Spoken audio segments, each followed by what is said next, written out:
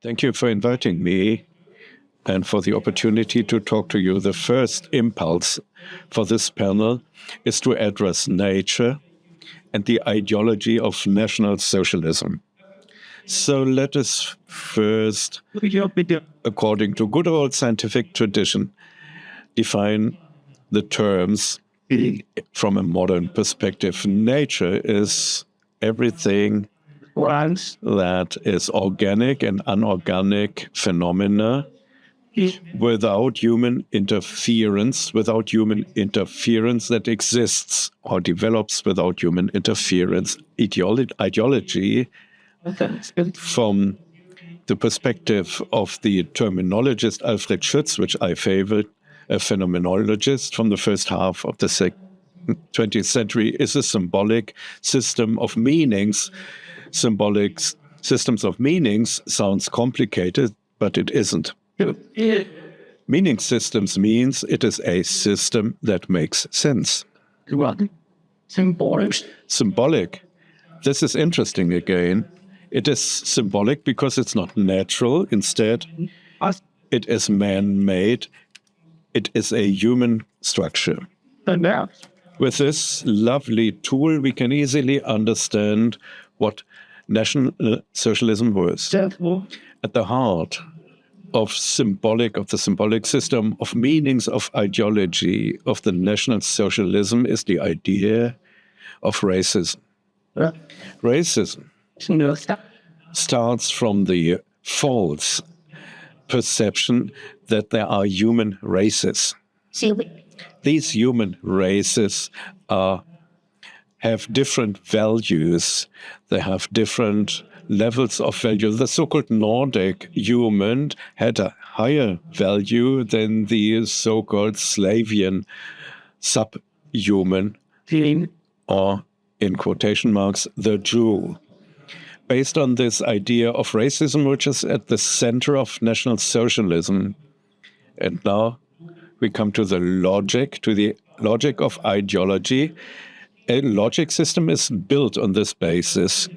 And allow me this hint, which you probably know. Logic has nothing to do with truth, but not necessarily. It is not necessarily connected to truth. For example, in math lessons, that's like me, you can pursue the wrong approach for mathematical tasks, and you can do the right methodologically right calculations, but at the end of the day, the result is wrong, and I had wrong results very often.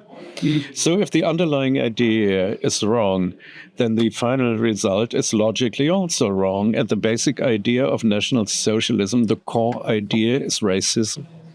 And racism is wrong per se. So far, so good. I think you already knew this before I started this lecture. But one question that is almost never asked, how did this movement, this völkisch movement of National Socialism, how did they come to the idea that members of the Nordic race have a higher value than, for example, members of the Slavonian race?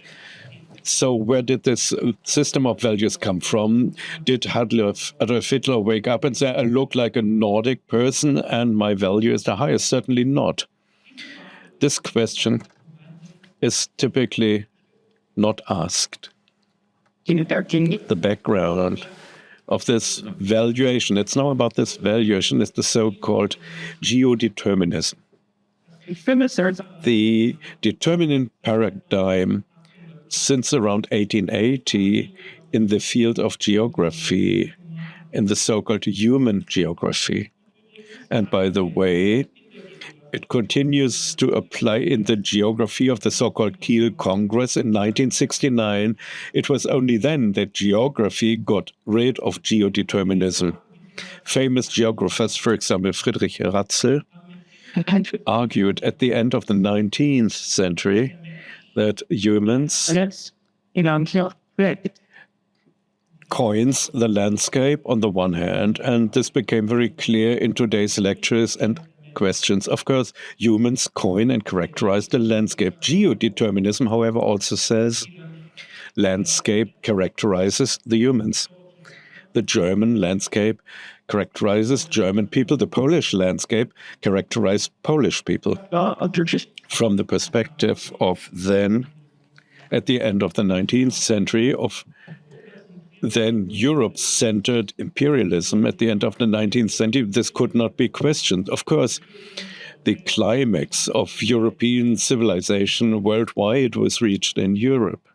This geodeterminism, however, is then radicalized further by the Völkisch movement to social Darwinism reforms. It says, if humans, for example, the German human, how it treats landscape is expression of their own civilizatory level.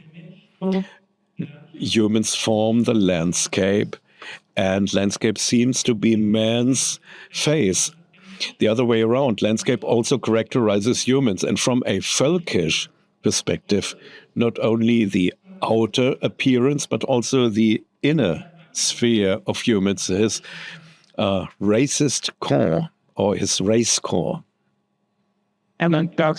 The tall, blue-eyed, blonde, Nordic person not only reached the highest civilization level in world history, which we heard it today, which is also reflected by modern agriculture in Germany. Maybe you know from research that was 10, 15 years ago, these were field mail letters from German soldiers in the First World War who fought in Poland or Belarus and who wrote letters to their loved ones and wrote very often.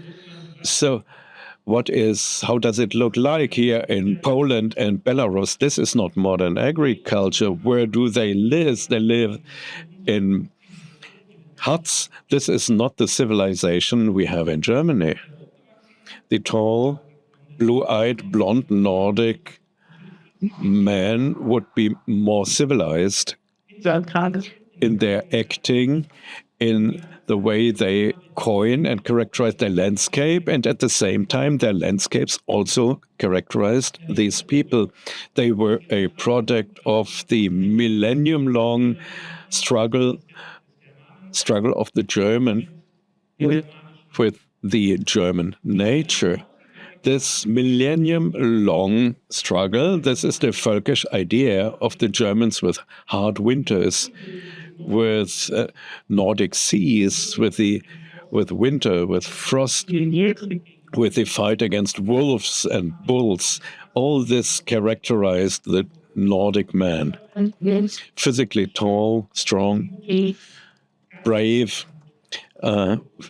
mentally strong, fearless, the German Gear.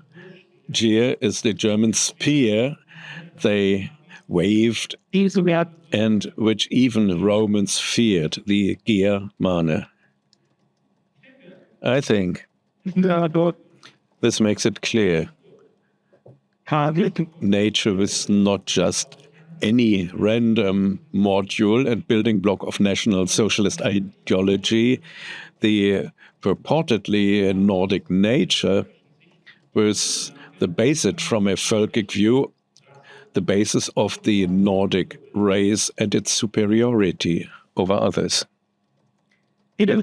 Accordingly, protection of nature, of the German nature, was an important task of National Socialist movements. In 1935, the first Reich-wide nature protection law, the so-called Reich Nature Protection Law, was passed in 1935. National Socialists already in 1934 had passed the first animal protection law that applied throughout Germany.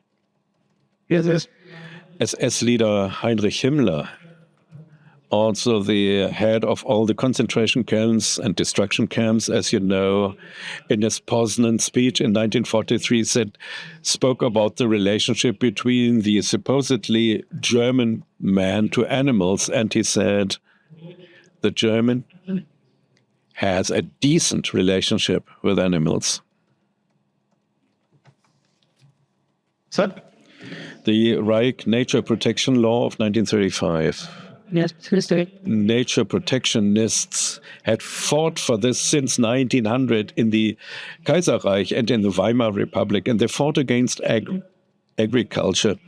This may remind you of some papers you heard here on this event, but they did not prevail against the resistance of farmers. But then Hermann Göring came, the chief Reich forest master, the hunter master, the chief nature protectionist, and he gave, as the sources say, he gave German nature protectionists this law within half a year.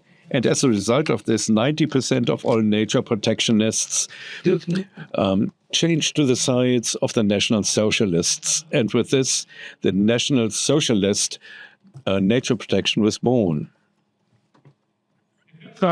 Is not true. We can identify many actors. For example, the state nature protection. State nature protection was born in 1906 in Prussia in the so-called State Office for Nature Protection. In National Socialism, Hermann Göring made it ensured. The Reich Office for Nature Protection was created. It became today's Federal Office for Nature Protection as we have it today. You can also mention the Association for Bird Protection, which is today's NABU, that was established in 1899. With Adolf Hitler's support, it became the umbrella organization of all bird protection associations in the German Reich. It was then called Reich Association for Bird Protection. The leader was a woman, Lida Henle. She became the so-called, she was appointed so-called Reich Bird Mother. I know.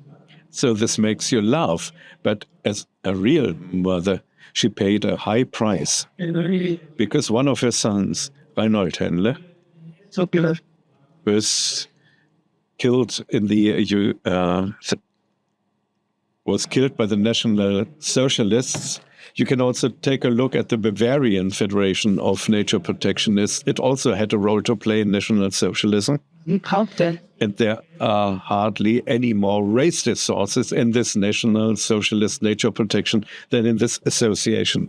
This is the predecessor of today's BUND. We could also mention the forest administration, which were led by Hermann Göring, which was centralized under the Reich Forestry Office. The most criminal organization in this area was the so-called Reich Commissioner for the Consolidation of German heritage in the person of Heinrich Himmler. With this, we come to the direct link between nature and ideology in National Socialism. The Reich Commissioner for the Consolidation of German Heritage and SS Chief Heinrich Himmler. Basically, he studied agriculture and farming in Munich, and due to age, was not a soldier in the First World War, but at the beginning of the Weimar Republic, developed chemical fertilizers for agriculture. And he did enjoy this, he said. For this is not the way to work on the supposedly holy German soil. And he was a big fan of so-called ecological farming.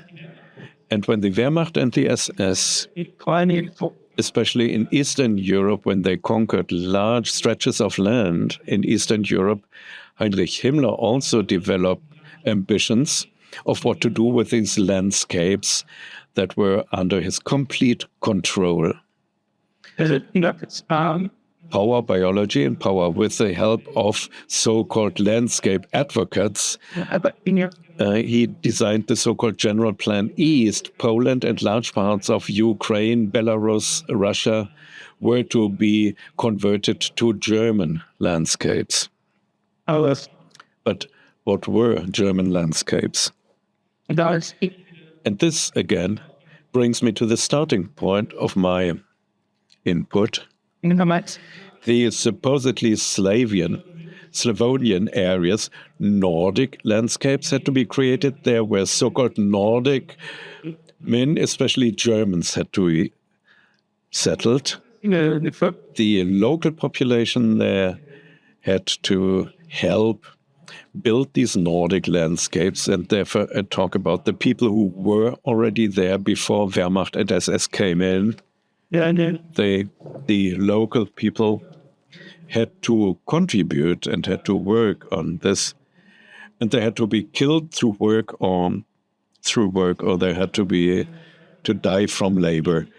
And Heinrich Himmler issued detailed instructions: a city there, a village there, here a lake close to the city, and here a forest of oaks, and this is where we will blast churches, and there we will build a National Socialist square in order to nord up. This should contribute to the Nordification of the landscape and Nordic nature. Lakes, moors should support the genetic and racist core of the 1,000-year Reich in the local population. At the end, the improved Germans should be there, quick or fast like dogs, and hard like crop steel, and tough as leather. And this brings me to the summary.